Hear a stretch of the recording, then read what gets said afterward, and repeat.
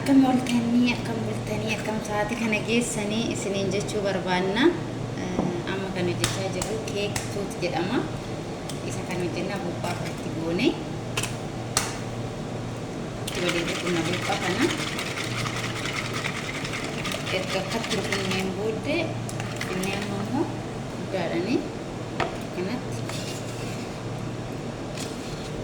mankaa itti goone jechuudha.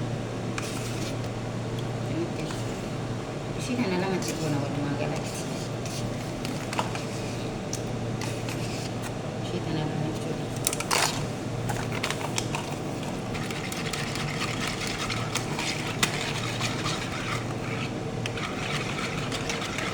Goona mankaa kana tokko itti dabalanna.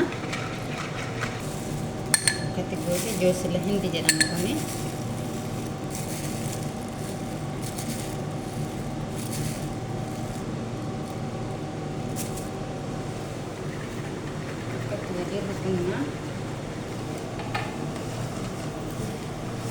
Kopi lamatti goona kanatti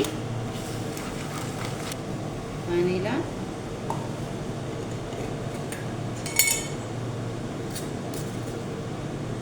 baking powder stevia jedhama. Normaanis itti godhachuu hin dandeessanii kanas itti godhachuu hin dandeessu. Kanaafuu kanammoo akkatti mankaa tokkicha mankaa lama jechuudha. Ittiin baay'istu illeen dhokka kanatti yoo qabaatte mankaa tokko akkanatti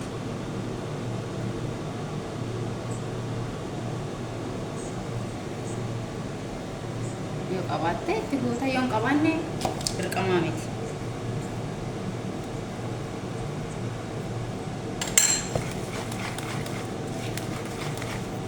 Irratti dura zayitii dibna, ergasii immoo irraan daakuu xiqqoo goone kana goone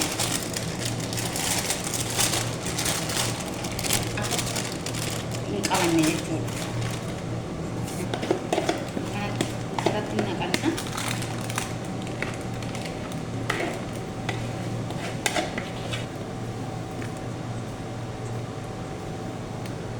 Na'ineen booda loosii akkanatti irraan itti na'e. Kanatti.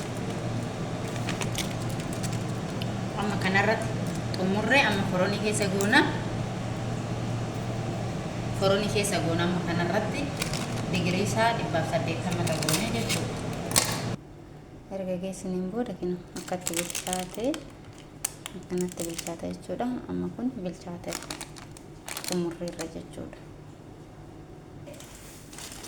Erga bilchaateen booddee akkana ta'a. Amma immoo gara kana akkana gooneet karaa itti muramu irratti dhiyeeffanna.